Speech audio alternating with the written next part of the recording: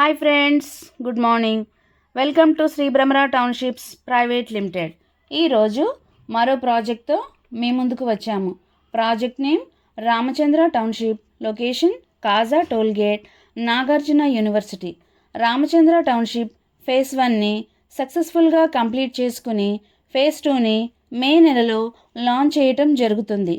Ramachandra township phase 2 25 ఏకర్స్లో launch చేయటం జరుగుతుంది. Shri Brahmara developments క్వాలిటీతో డెవలప్ చేయటం జరుగుతుంది.